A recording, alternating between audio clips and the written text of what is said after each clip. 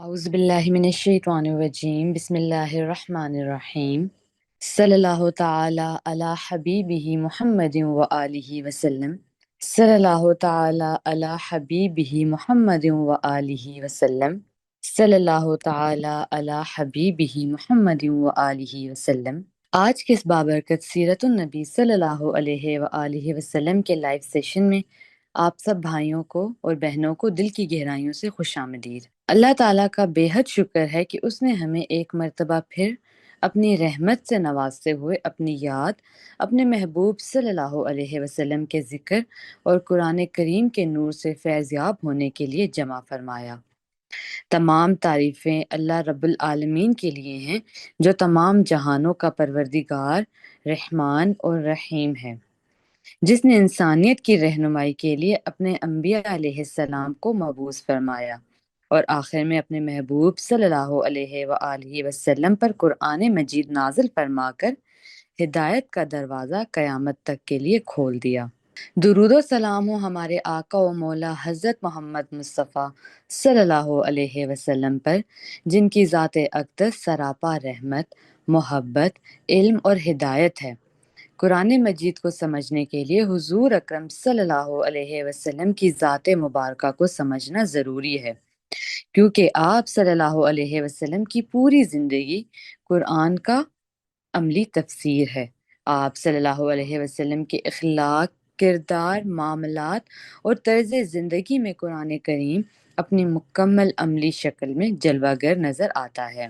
اللہ تعالیٰ قرآن کریم میں ارشاد فرماتے ہیں، سورہ البقرہ آیت نمبر 185، ترجمہ: رمضان وہ مہینہ ہے جس میں قرآن نازل کیا گیا، جو تمام انسانوں کے لیے ہدایت ہے۔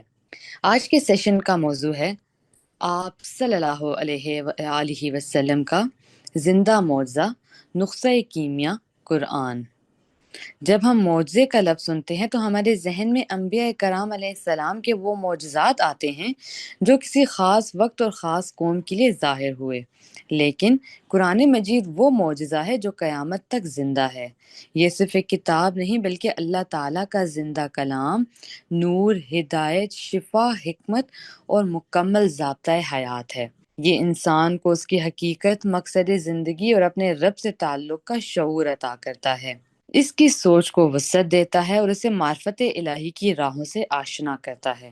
انشاءاللہ آج کے اس سیشن میں ہم اس پی ڈی ایف کا مطالعہ کریں گے، پھر اس پر غور و فکر کریں گے اور اس کے بعد ڈسکشن اور سوال و جواب کے ذریعے سمجھنے کی کوشش کریں گے قرآن کریم ہماری زندگیوں میں کس طرح ایک زندہ اور متحرک کردار ادا کرتا ہے۔ یہ ہماری شخصیت کو بہتر بناتا ہے اور ہمیں اللہ تعالیٰ کو پہچاننے، اس کی محبت حاصل کرنے اور اس کے قریب ہونے کا راستہ دکھاتا ہے۔ آئیے ادب اور محبت کے ساتھ اپنے دلوں کو بارگاہ رسالت صلی اللہ علیہ وآلہ وسلم میں جھکا کر اس سیشن کا آغاز کرتے ہیں، اس نیت کے ساتھ کہ ہم نہ صرف سیرت طیبہ صلی اللہ علیہ وسلم سے سیکھیں گے بلکہ اپنے شعور اور سوچ کو بھی بہتر بنائیں گے۔ صلی اللہ تعالی علی حبیبہ محمد وآلہ وسلم، صلی اللہ تعالی علی حبیبہ محمد وآلہ وسلم، صلی اللہ تعالی علی حبیبہ محمد وآلہ وسلم۔ آپ صلی اللہ علیہ وسلم کا زندہ معجزہ، نسخہ کیمیا قرآن مجید۔ نوع انسانی کو دیگر مخلوقات سے افضل اور مشرف کرنے کے لیے اللہ تعالیٰ نے اس دنیا میں اپنے برگزیدہ بندے بھیجے۔ ان برگزیدہ بندوں یعنی انبیاء کرام نے انسان کو اچھائی اور برائی کا تصور عطا کیا۔ انہوں نے اس بات کی تلقین فرمائی کہ انسان کا بحیثیت مخلوق اللہ تعالیٰ سے ایک خاص تعلق ہے، اور یہ خصوصی تعلق تب قائم ہو سکتا ہے جب انسان دیگر مخلوقات کے مقابلے میں اپنے لیے ایک الگ اور ممتاز حیثیت کا ادراک پیدا کرے۔ اللہ تعالیٰ کی معرفت، قربت اور راز و نیاز کا جو وصف انسان کو ملا، چونکہ اللہ تعالیٰ کی معرفت کا یہ شرف انسان کے علاوہ کسی کو منتقل نہیں ہوا، اسی لیے انسان اور دیگر مخلوقات کے درمیان ایک حد فاصل قائم کرنے کے لیے انسان کو اچھائی اور برائی کا تصور عطا کیا گیا۔ اللہ تعالیٰ نے بکری یا گائے کے اندر اچھائی یا برائی کا تصور قائم نہیں کیا، اس لیے وہ نکاح سے مبرہ ہے۔ بھوک اور پیاس کی تکمیل کے لیے ان پر کوئی معاشرتی قانون نافذ نہیں ہوتا۔ یہی وجہ ہے کہ حیوانات پر چوری کا جرم عائد نہیں ہوتا۔ انسان دیگر مخلوقات سے ماورا ہے۔ اس ماورا انسان نے اپنی زندگی گزارنے، معاشرت قائم کرنے اور تمدن کو ممتاز و روشن رکھنے کے لیے کچھ اصول اور ضابطے بنائے ہیں۔ ان مذہبی، اخلاقی، معاشرتی قوانین کے تحت زندگی گزارنے سے انسان کی فضیلت ثابت ہوتی ہے۔ اس فضیلت کی بنیاد اچھائی یا برائی کا تصور ہے۔ ان قوانین میں انسان کا ذہن اضافی عقل استعمال کرتا ہے۔ پیغمبروں نے اپنی تعلیمات کے ذریعے انسان کو اس کی اضافی عقل اور وصف کی بنیاد پر حیوانات سے الگ کر دیا ہے۔ انبیاء کی تعلیمات کا بنیادی مقصد یہ ہے کہ انسان اپنی معاشرت اس طرح سے قائم کرے کہ آپس میں محبت، اخوت اور بھائی چارہ و برادری کا سسٹم قائم ہو۔ لوگ ایک گھرانے کی طرح زندگی بسر کریں، کسی کی حق تلفی نہ ہو اور ہر ایک اپنے حقوق حاصل کرے۔ اس طرح خود بھی خوش و خرم زندگی گزارے اور اس کے دوسرے بہن بھائی بھی خوش و خرم رہیں۔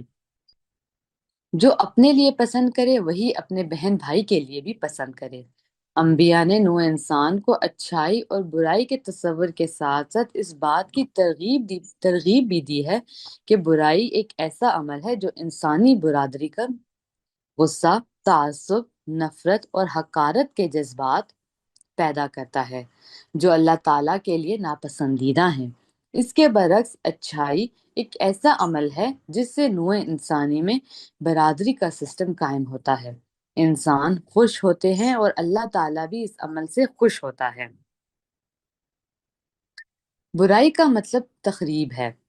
اس تخریب یا ٹوٹ پھوٹ کے عمل پر غور و فکر کیا جائے تو جتنی زیادہ ٹوٹ پھوٹ ہوگی اسی مناسبت سے خاندان، کنبے، محلے، شہر اور اقوام پریشانی اور ادبار میں مبتلا رہیں گی، اور جتنی زیادہ اچھائی یا تعمیر ہوگی اسی حساب سے چھوٹی سے چھوٹی قوم اور پوری نوع انسانی خوش رہے گی۔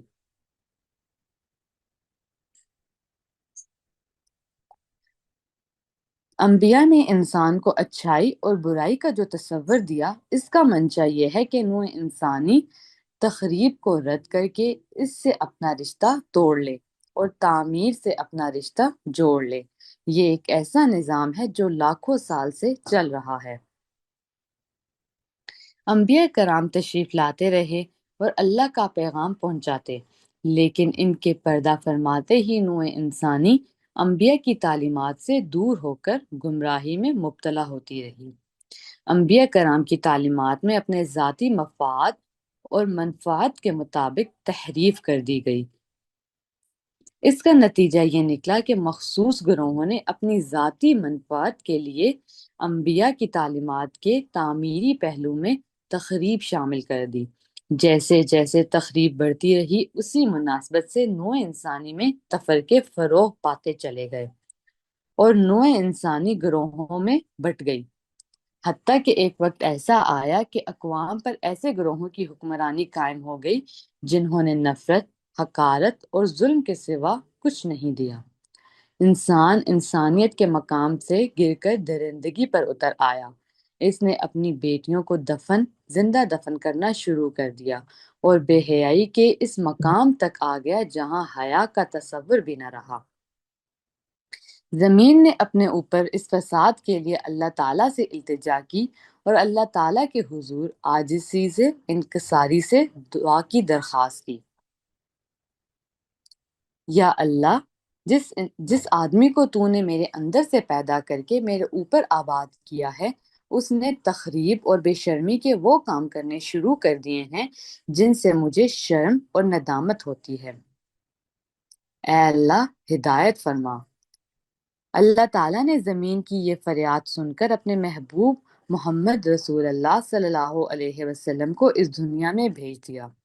رسول اللہ صلی اللہ علیہ وسلم کی تعلیمات گزشتہ تمام انبیاء کی تعلیمات کا تسلسل ہیں۔ رسول اللہ صلی اللہ علیہ وآلہ وسلم فرماتے ہیں کہ تخریب انسانی عمل نہیں ہے۔ تخریب ایک غیر فطری، غیر انسانی اور شیطانی عمل ہے۔ تخریب کو چھوڑ کر تعمیری پہلو اختیار کرو۔ تعمیری پہلو یہ ہے کہ انسان کے اندر نفرت و حقارت نہ ہو، بلکہ آپس میں بھائی چارہ اور محبت ہو۔ اللہ تعالیٰ نے حضور پاک صلی اللہ علیہ وسلم پر کتاب نازل فرمائی۔ سب جانتے ہیں کہ حضور پاک صلی اللہ علیہ وآلہ وسلم امی تھے، لیکن یہ آپ صلی اللہ علیہ وسلم کی عظمت اور شان ہے کہ جس انسان نے کبھی پڑھا نہ ہو اور مدرسے میں تعلیم حاصل نہ کی ہو، دستخط کرنا نہ جانتا ہو، اس معزز محترم ہستی نے قرآن جیسی عظیم کتاب نوع انسانی کو عطا فرما دی ہے۔ یہ وہ عظیم کتاب ہے جو ہمیں ماضی کی خبر بھی دیتی ہے، مستقبل کے بارے میں بھی آگاہی مہیا کرتی ہے۔ اس میں زندگی گزارنے کے قوانین بھی ہیں تو سائنسی فارمولے بھی۔ اس میں پہلی تمام کتابوں کی تعلیمات محفوظ ہیں۔ یہ ہدایت بھی ہے اور شفا بھی۔ اس کی حفاظت کا ذمہ اللہ تعالیٰ نے اپنے ذمے لے رکھا ہے اور یہ ہر طرح کی تحریف سے محفوظ ہے۔ 1400 سال سے زائد عرصہ گزر جانے کے باوجود یہ بھی اپنی اصل شکل میں موجود ہے، اور اس سے ہر کوئی بلا لحاظ مذہب و ملت اپنی بساط پر استفادہ حاصل کر سکتا ہے۔ جہاں یہ ہمیں مقصد زندگی کے بارے میں آگاہی دیتا ہے، تو وہیں ہمیں وہ طریقہ کار بھی تعلیم کرتا ہے جس پر عمل کر کے ہم وہ مقصد حاصل کر سکتے ہیں۔ نبی پاک صلی اللہ علیہ وسلم کی پوری زندگی اسی قرآن کی عملی شکل ہے۔ قرآن کریم زندگی کے ہر شعبے کے متعلق مکمل رہنمائی مہیا کرتا ہے، چاہے اس کا اطلاق انفرادی سطح پر ہو، قومی یا بین الاقوامی۔ قرآن پاک میں بیان کردہ قوانین اور حقائق کو 3 حصوں شریعت، تاریخ اور معاد میں تقسیم کیا جا سکتا ہے۔ پہلا، شریعت اس امر سے متعلق قانون ہے کہ مسلمان اپنی زندگی کیسے گزارے، کاروبار کس طرح کریں، والدین اور بیوی بچوں کے حقوق کیسے ادا کریں، قوم اور ملک کے حقوق کیا ہیں، اور مسلمانوں کی معاشرت کیسی ہو۔ اللہ تعالیٰ نے قرآن پاک میں اس کا پورا قانون بیان کیا ہے۔ دوسرا ہے، قرآن پاک کا ایک حصہ تاریخ ہے۔ جتنے بھی پیغمبر علیہ الصلاۃ والسلام تشریف لائے، ان کی قوم اور ادوار کا تذکرہ اس میں شامل ہے۔ مثلاً حضرت موسیٰ علیہ السلام کی قوم کا تذکرہ اور آپ کے دور میں جادو کا تذکرہ، حضرت یوسف علیہ السلام کا تذکرہ اور آپ کے دور میں خواب کی زندگی کا خصوصیت کے ساتھ تذکرہ، حضرت سلیمان علیہ السلام کا قصہ اور آپ کے دور میں زمان و مقام سے آزاد لازمانیت کا خصوصیت کے ساتھ تذکرہ، حضرت عزیر علیہ السلام کا واقعہ اور آپ کے تذکرہ میں پریزرویشن اور ریفریجریشن کا پورا قانون اور فارمولا۔ قرآن پاک کا تیسرا حصہ معاد سے متعلق ہے۔ یہ حصہ ہماری زندگی کے ان حقائق سے متعلق ہے جو ہماری نظروں سے اوجھل ہیں۔ مثلاً انسان اس دنیا میں آنے سے پہلے کہاں تھا، اس دنیا میں کس طرح اور کیوں آیا، ہر پیدا ہونے والا انسان اس دنیا سے کہاں چلا جاتا ہے۔ اس سائیکل کے بہت ست ادوار ہیں، اور اگر ان کا مختصر تذکرہ کیا جائے تو ترتیب یہ بنتی ہے۔ انسان عالم ارواح میں تھا، عالم ارواح کے بعد کتاب المبین میں، کتاب المبین کے بعد لوح محفوظ میں، لوح محفوظ کے بعد بیت المعمور میں، بیت المعمور کے بعد عالم برزخ میں، اور عالم برزخ کے بعد وہ عالم ناسوت میں آ گیا۔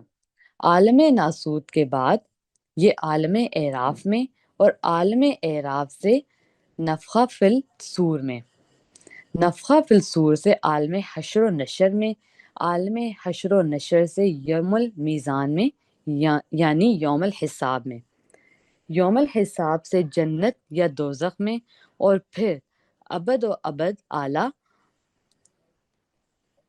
میں چلا جاتا ہے۔ قرآن کریم میں بیان ان باتوں کی رسول اللہ صلی اللہ علیہ وسلم نے بہت وضاحت فرمائی ہے، لیکن عجیب بات یہ ہے کہ یہ سارے حقائق ابھی تک امت مسلمہ اور نوع انسانی کے سامنے نہیں آئے۔ اس کی وجہ یہ نہیں کہ ہمارے اسلاف یہ باتیں نہ جانتے تھے، رسول اللہ صلی اللہ علیہ وسلم کے وارث علماء باطن یہ سب باتیں جانتے ہیں۔ اسی زمن میں حضرت ابو ہریرہ رضی اللہ تعالی عنہ کا قول ہے کہ رسول اللہ صلی اللہ علیہ وسلم سے مجھے علم کے دو الفاظ ملے، ایک لفظ میں نے ظاہر کر دیا اور ایک لفظ میں نے چھپا لیا۔ صحابہ اکرام رضوان اللہ علیہم اجمعین نے پوچھا کیا علم بھی کوئی چھپانے کی چیز ہے؟ ابو ہریرہ رضی اللہ تعالی عنہ نے جواب میں کہا اگر میں یہ لفظ بیان کر دوں تو یہ لوگ مجھے قتل کر دیں گے۔ دراصل انہوں نے یہ علم اس لیے لوگوں میں چھپایا کہ عام آدمی کا شعور اس علم کا متحمل نہیں ہو سکتا تھا۔ 1400 سال بعد نوع انسانی کے شعور میں اتنا ارتقا ہو گیا ہے اور انسان کا ذہن وہ باتیں سمجھنے لگا ہے جو 1400 سال پہلے نہیں سمجھتا تھا۔ مثلاً radio, TV, camera, computer, لاسکی نظام، مواصلات، سیٹلائٹ نظام کے ذریعے زمین کے اندر اور آسمان کی وسعت میں دیکھ لینا وغیرہ۔ اگر صرف 150 سال قبل لوگوں سے یہ کہا جاتا کہ ریڈیو بجتا ہے، ٹی وی پر تصویریں آتی ہیں، ڈش اینٹینا کا نظام ہوتا ہے اور ان چیزوں پر پوری دنیا کے پروگرام دیکھے جا سکتے ہیں، اور یہ کہ کراچی سے امریکہ بات کی جا سکتی ہے، نہ صرف بات بلکہ ٹیلی فون پر آواز کے ساتھ تصویر بھی اسکرین پر آ جاتی ہے، تو کوئی یقین نہ کرتا۔ چونکہ علم محدود تھا اسی لیے شعور بھی محدود تھا۔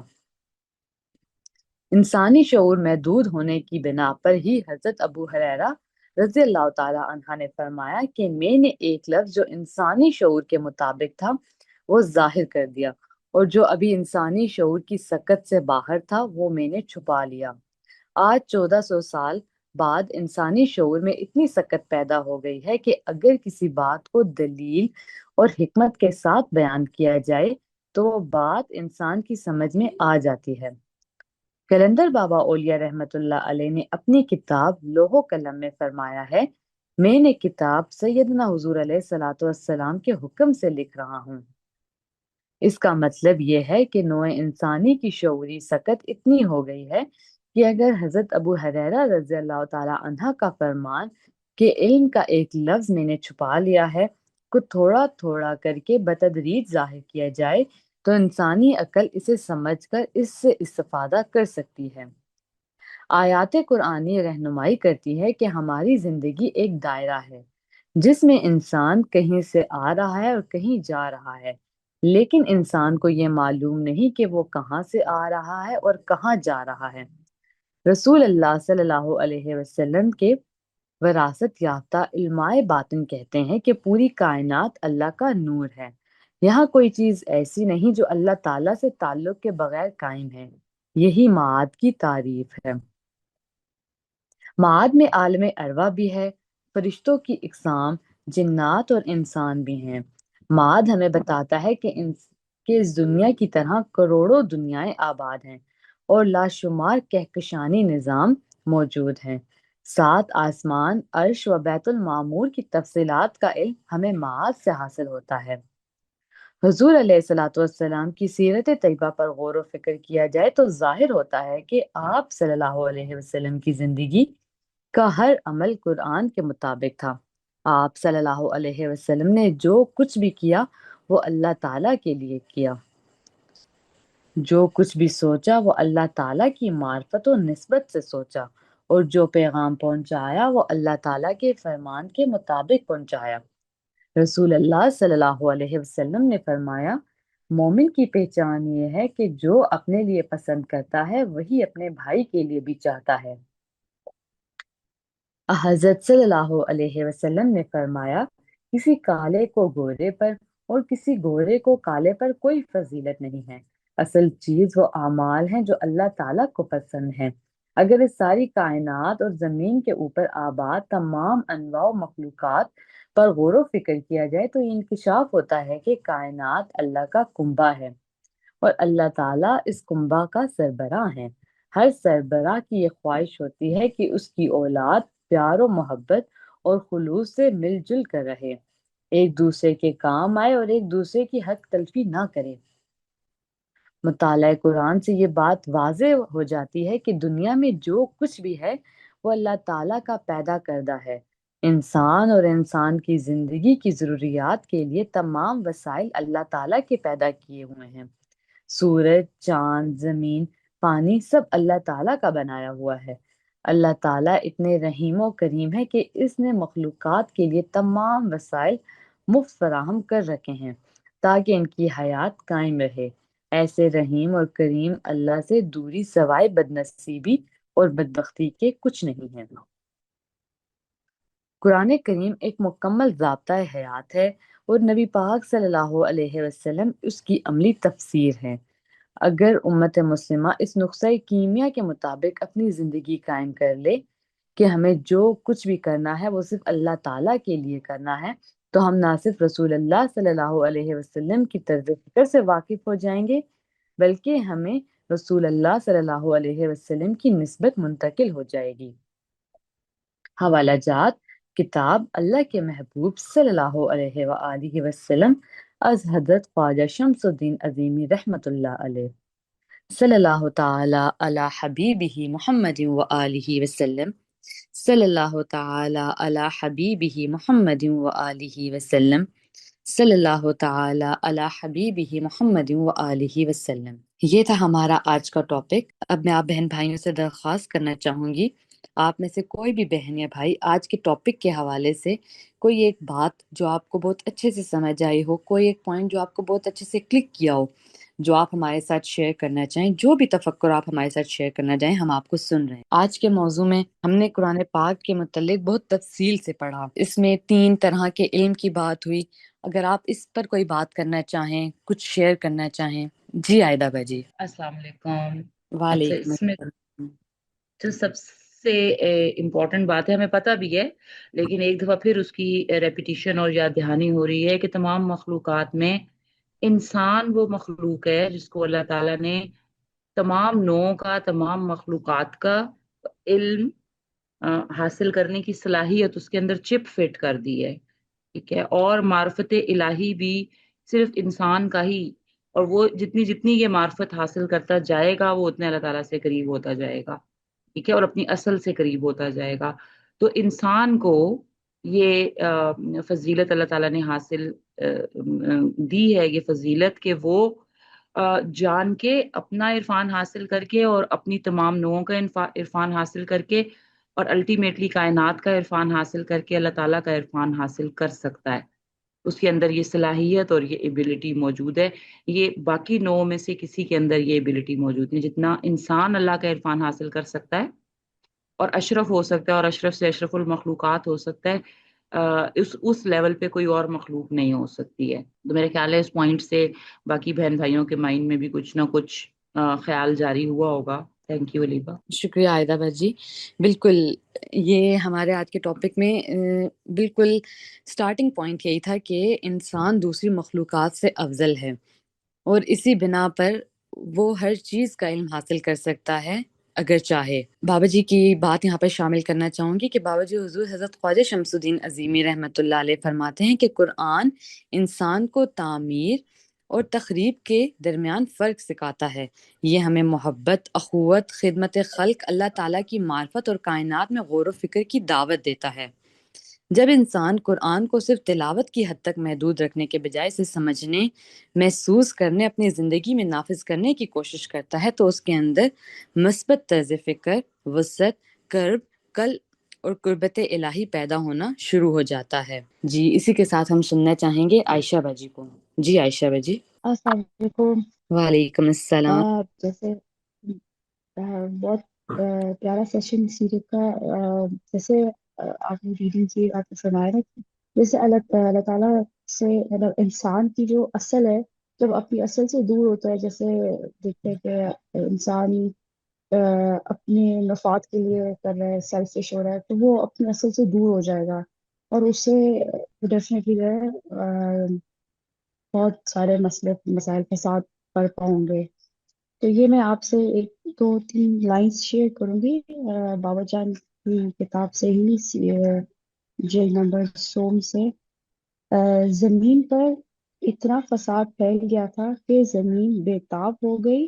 اس نے رب العالمین سے التجا کی کہ اپنے محبوب بندے کو بھیج دے تاکہ زمین برباد نہ ہو۔ زمین کی کوکھ سے نکلنے والے شرارے بجھ جائے، اللہ کی مخلوق کو آرام مل جائے، اجارہ داروں کو اجارہ داری ختم ہو جائے، زمین پر دہکتا جہنم گلزار بن جائے۔ مطلب یہ پڑھ کے مجھے بڑا فیل ہوا کہ دیکھ کے زمین، اللہ تعالیٰ کی زمین نے بھی التجا کی حضور پاک صلی اللہ علیہ وسلم کی ایگزسٹنس کی، ان کے آنے کی اتنی طلب تھی کہ نو انسانی کو راہ راست ملے۔ تو یہ طلب بھی نظر آتی ہے بابا جان کی لکھائی سے بھی کہ زمین خود بھی التجا کرے تھی کہ اللہ تعالیٰ کو حضور پاک صلی اللہ علیہ وسلم کی آمد ہو جائے اور امن و امان پھیلے۔ جی شکریہ۔ شکریہ عائشہ بجی۔ اسی کے ساتھ ہمارے کوئی اور پارٹیسپینٹ، ہمارے کوئی بہن بھائی آج کے ٹاپک کو لے کر کوئی ایک بات جو آپ شیئر کرنا چاہیں، کوئی ایک پوائنٹ بھی آپ شیئر کر سکتے ہیں، کچھ مختصر سی بات کر کر آپ اپنا حصہ ڈال سکتے ہیں۔ جی رمنا بجی۔ السلام علیکم۔ وعلیکم السلام۔ مجھے نا اس میں یہ جو شعور والی بات ہے نا، مجھے وہ بڑی اچھی لگی ہے۔ سارا میں نے دوسری بہنوں کا بھی سنا ہے، تو یہ جو سارا جب میں نے سنا ہے تو اس میں مجھے یہ جو ہے نا کہ انسان کے شعور کے مطابق جو ہے نا اب جیسے ترقی ہوئی ہے اس کے مطابق اب ہمیں دوسری چیزوں کی اور سمجھ آنا شروع ہے۔ جیسے پہلے لوگ کہتے بھئی یہ بس معجزے ہی ہیں، معجزے ہی ہیں، لیکن اب ہمیں پتہ کہ یہ علم کے درجات ہیں، علم کے درجات کا ہمیں پتہ چلا ہے یہ قرآن پاک سے۔ بس میں نے یہ کہنا تھا۔ اللہ حافظ۔ بہت شکریہ آپ کا رمنا بجی۔ بالکل کلندر بابا اولیاء رحمۃ اللہ علیہ کی تعلیمات بھی ہمیں یہی شعور عطا کرتی ہیں کہ قرآن انسان کے محدود شعور کو وسعت دے کر اسے کائنات میں کار فرما اللہ تعالیٰ کی نشانیوں اور قدرتوں کے ادراک تک پہنچاتا ہے۔ قرآن انسان کو دعوت دیتا ہے کہ اپنے اندر اور اپنے ارد گرد موجود نشانیوں میں غور و فکر کرے اور اپنی خالق کی معرفت حاصل کرے۔ اسی کے ساتھ آج کے ٹاپک کے حوالے سے بابا جی کی کتاب آگاہی کا ایک بہت اچھا سا واقعہ آپ سب کے ساتھ شیئر کرنا چاہوں گی کہ بابا جی حضور نے ہمیں قرآن پاک کا جو آج ہم نے پڑھا ہے کہ قرآن پاک میں معاد کے بارے میں جو ہم نے پڑھا ہے، یعنی 3 طرح کا علم ہم یہاں پر دیکھ رہے تھے، ہمیں نظر آ رہا تھا کہ سب سے پہلے شریعت کی بات ہو رہی تھی، تو اس کے متعلق ہم سب بہن بھائی بہت اچھے سے جانتے ہیں، ہمیں زندگی گزارنے کے اصول، حقوق، ان چیزوں سے بہت اچھے سے ہم باخبر ہیں۔ تو دوسرے اس پہ آ رہا تھا کہ نبی جو ہمارے انبیاء کرام جو گزر چکے ہیں ان کے متعلق تھا، انہوں نے جو ہمیں فارمولے دیے اس کے متعلق بھی ہم اپنے تھرسڈے والے سیشن میں بہت اچھے سے پڑھ رہے ہیں۔ لیکن جو یہاں پر تیسرا جو ہمارا تھا معاد، اس کے متعلق میں چاہوں گی کہ آپ سب کچھ نہ کچھ بات کریں۔ جی سمینہ بجی۔ السلام علیکم۔ جی وعلیکم السلام۔ سب سے پہلے میں تھوڑی سی بات کروں گی 2 طرز فکر جیسے ذکر کیا ہم نے بابا جان حضور کی بک سے پڑھا کہ 2 طرز فکر ہے، ایک تعمیری اور ایک تحریری طرز فکر ہے۔ تو تعمیری کو ہم مثبت طرز فکر کہہ سکتے ہیں اور تحریری کو ہم منفی طرز فکر کہہ سکتے ہیں۔ تو اب سوچنے والی بات یہاں یہ پر ہے کہ طرز فکر بنتی کیسے ہے نا۔ تو طرز فکر یوزلی جب بچہ پیدا ہوتا ہے تو اس کے ماحول سے، اس کے ماں باپ سے، پھر وہ اسکول جاتا ہے، پھر اس کا سوشل سرکل بڑھتا جاتا ہے، تو اس سے اس کے اندر بلڈ اپ ہونی شروع ہو جاتی ہے۔ یعنی کہ 5 6 7 سال تک وہ طرز فکر تیار ہو جاتی ہے جس کو لے کے وہ اپنی پوری زندگی پھر چلتا ہے۔ تو اس کے ذہن میں یہ بات آتی ہی نہیں، اس میں بھی شامل ہوں، کہ یہ جو مجھے طرز فکر ملی ہے کیا یہ مثبت ہے، منفی ہے، یا پھر یہ تحریبی ہے یا تعمیری ہے، بس وہ اس میں لگا رہتا ہے۔ تو یہ ایک ایسا پہلو ہے جس پہ غور و فکر کرنے کی بہت زیادہ ضرورت ہے۔ اس کو اس طرح سے بھی لیا جا سکتا ہے کہ اپنی ری پروگرامنگ کرنے کی بہت اشد ضرورت ہے۔ ہر انسان کے اندر اللہ تعالیٰ نے نور باطن دیا ہے، ہمیں ضمیر سے نوازا ہے، ہمارے اندر ایک آواز آتی ہے، اگر ہم اس آواز کو سنیں تو ہم بہت آسانی سے کہیں بھی جائے بغیر، کہیں بھی کچھ کیے بغیر ہم اس تعمیری اور تحریری طرز فکر میں فرق کر سکتے ہیں۔ کیونکہ جب ہم اللہ کے حضور حاضر ہوں گے تو ہمارا یہ عذر بالکل بے معنی ہو جائے گا کہ ہم تک اس کا پیغام نہیں پہنچا۔ کیونکہ ہمارے اندر جو آواز آتی ہے اور جس آواز کو سن کے ہم میں حرکت پیدا ہوئی، جو قرآن پاک کی روح سے الستو بربکم کی آواز ہے، وہ آج بھی آ رہی ہے۔ اور وہ آواز کیا ہے؟ وہ آواز ہمیں تعمیری طرز فکر عطا کر رہی ہے۔ تو اگر ہم اس طرف نہیں گئے تو ہمارا عذر کوئی بھی وہاں پہ بیکار ہو جائے گا۔ ہم دنیا کے کسی بھی کونے میں ہوں، کوئی بھی کام کر رہے ہوں، وہ آواز ہماری رہنمائی کر رہی ہے۔ تو یہ تو تھوڑی سی طرز فکر کی بات ہو گئی۔ اور اصل جو ہے نا، وہ اپنی اصل سے ہم دور ہیں۔ بابا جان حضور نے اپنی تمام عمر اس چیز میں ہمیں فرق کرنے میں گزاری ہے کہ بھئی جسم اصل نہیں ہے، اصل جو ہے وہ ہماری روح ہے۔ اصل سے دوری کی وجہ سے ہی ہم نے تخریبی طرز فکر یا تحریبی اعمال ہم کرتے ہیں۔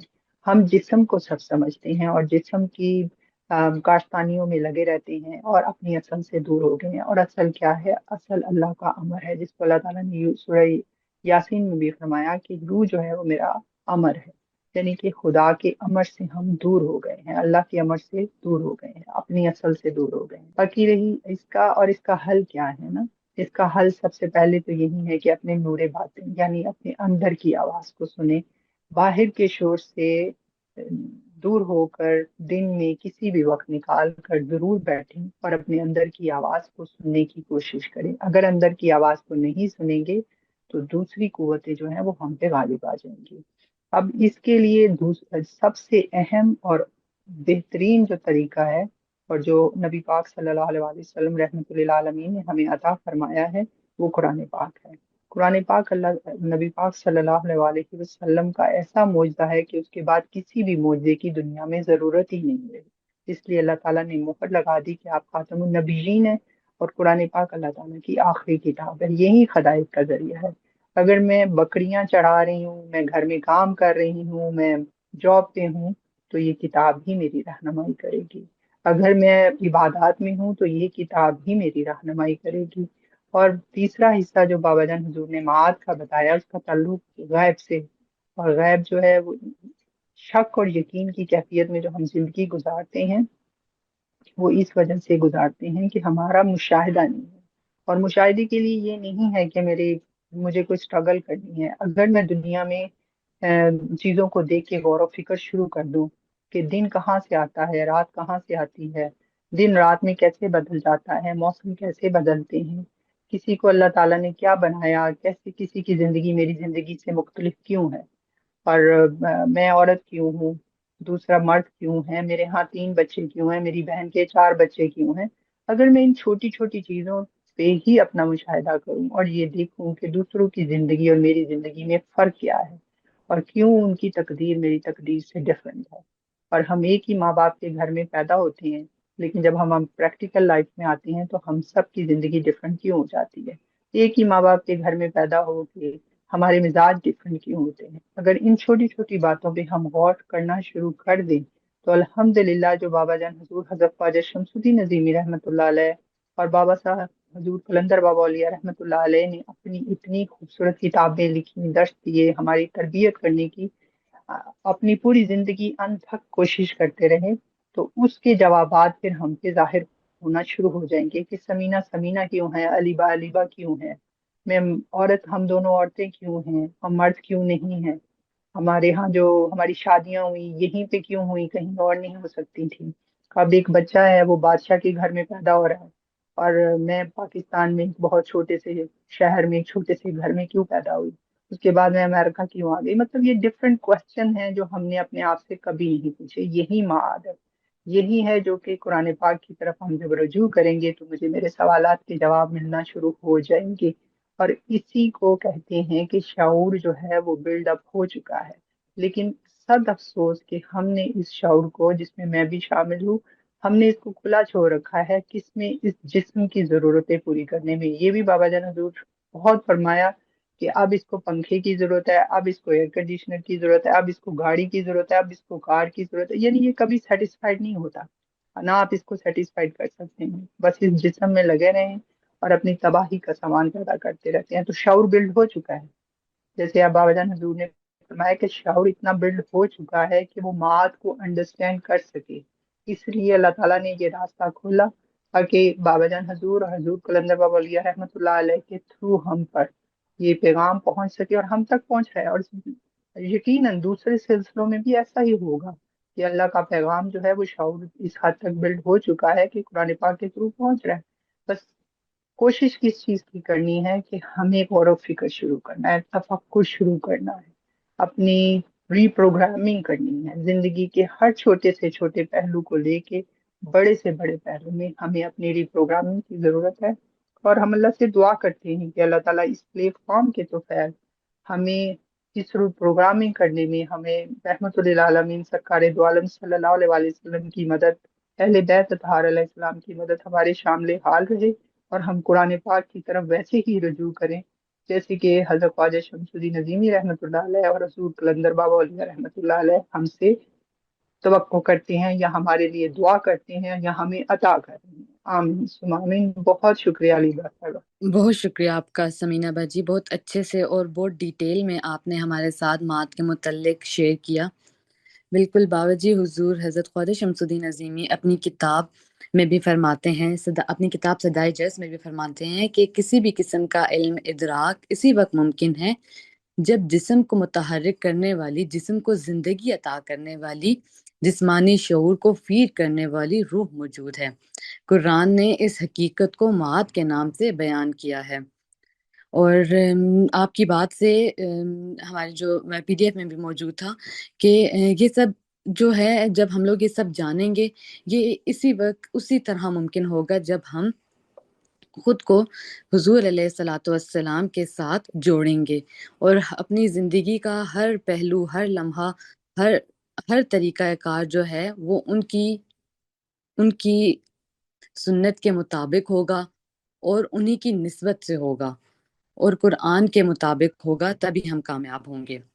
جی اسی کے ساتھ ہم سننا چاہیں گے ہمائل بھائی کو۔ جی بھائی۔ السلام علیکم باجی، وعلیکم السلام۔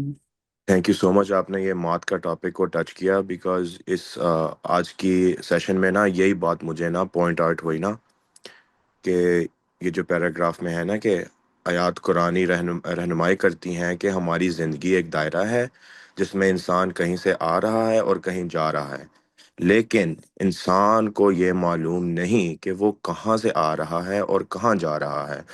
تو جب میں اس بات پہ سوچتا ہوں نا تو مجھے تو زیادہ تر کافی دفعہ مجھے یہ لگتا ہے کہ اگر مجھے یہ بات نہیں معلوم تو بیسیکلی میری زندگی تو بڑی پوائنٹ لیس ہے۔ پھر اگر مجھے نہیں پتا کہ میں کہاں سے آ رہا ہوں اور کہاں جا رہا ہوں اور اس میں دائرے میں شامل ہوں اور یہ دائرے کا سٹارٹ اور اینڈ کہاں ہے، تو پھر تو میری زندگی تو بڑی مجھے پوائنٹ لیس لگتی ہے۔ لیکن پھر یہ جو پیراگراف ہے اور یہ پھر مجھے گائیڈنس بھی اسی کے اندر ہی ہے کہ حضور علیہ الصلوۃ والسلام کا ہر ایک عمل، ہر ایک سوچ، ہر ایک سانس قرآن کے مطابق تھی، تو پھر مجھے بھی قرآن کے مطابق ہی رہنا پڑے گا ہر ایک پہلو میں، جس کے ذریعے پھر میں یہ جان سکوں گا کہ میرا سٹارٹ اور فنش کہاں ہے، اور یہ جو دائرہ ہے اس دائرے کے بارے میں جان سکوں گا۔ تو بس یہ میں شیئر کرنا چاہ رہا تھا کہ آئی تھنک جو غور و فکر کرنے کی بات ہے وہ یہی سٹارٹ ٹو فنش والی بات ہے، جس سے ہماری زندگی کا ہمیں ایک مقصد مل جائے گا، ایک پاتھ مل جائے گا، جس سے پھر اور جس سے پھر قرآن پہ عمل کرنے کا بھی موقع مل جائے گا انشاءاللہ۔ تو بس یہ میں نے شیئر کرنا تھا۔ Thank you. بہت شکریہ آپ کا ہمائل بھائی۔ اور آپ کی بات کے ساتھ ہی مجھے ایک بات یاد آئی تو میں نے سوچا میں وہ بھی آپ سب کے ساتھ شیئر کر دوں کہ قرآن پاک میں ہم لوگ جب یہ معاد کے متعلق دیکھ رہے تھے تو بابا جی کی کتاب میں اس طرح سے بھی ارشاد تھا کہ قرآن پاک میں انہیں فطرت اللہ اور اللہ تعالیٰ کا امر بھی کہا گیا ہے۔ اللہ تعالیٰ کی سنت یا اللہ تعالیٰ کا امر ان قوانین اور فارمولوں کا مجموعہ ہے جن کے تحت ہر آن اور ہر لمحہ کائنات کو حیات نو مل رہی ہے۔ کائنات ایک مربوط اور منظم پروگرام ہے جس میں اتفاق کا کوئی دخل نہیں ہے۔ ہم اپنی زندگی میں بہت سی چیزوں کو، بہت سے معاملات کو اتفاق سے جوڑ دیتے ہیں نا، تو معاد کے متعلق ڈیٹیل میں جان کر پڑھ کر یہ محسوس ہوا کہ کچھ بھی اتفاق سے نہیں ہوتا، یہ سب کچھ جو ہے وہ الہی قانون کے تحت سب سے ایک مکمل نظام، ایک مکمل پہلے سے کہہ سکتے ہیں کہ جیسے پروگرام بنا ہوا ہے پورا، اس کے تحت ہوتا ہے۔ اس کے علاوہ ہمارے کوئی اور بہن بھائی، کوئی پارٹیسپینٹ اگر کوئی بات کرنا چاہیں، ہم کائنات کی ہر چیز دیکھتے ہیں، زمین کی گردش، آسمان سے پانی برسنا، نباتات کا اگنا، زمین پر موجود حیوانات اور جمادات کی پیدائش، موت اور ان کی زندگی کی تحریکات، سیاروں کی گردش، یہ سب جو ہے یہ سب ایک قانون ہے. یہی علم آدم کو اللہ تعالیٰ کی طرف سے بطور خاص ودیت ہوا ہے، جسے قرآن پاک میں علم الاسما کہا گیا ہے، اور اسی علم نے آدم کو فرشتوں پر فضیلت بخشی ہے. یہی علم مومن کی میراث ہے، اور اسی علم سے کوئی انسان جس کو اللہ تعالیٰ چاہے تسخیر کائنات کے فارمولے سے واقف ہو جاتا ہے. تو ہم نے میعاد کو تو جان لیا، لیکن اب بات یہ تھی کہ ہم اب ان فارمولوں کو جان کیسے سکتے ہیں.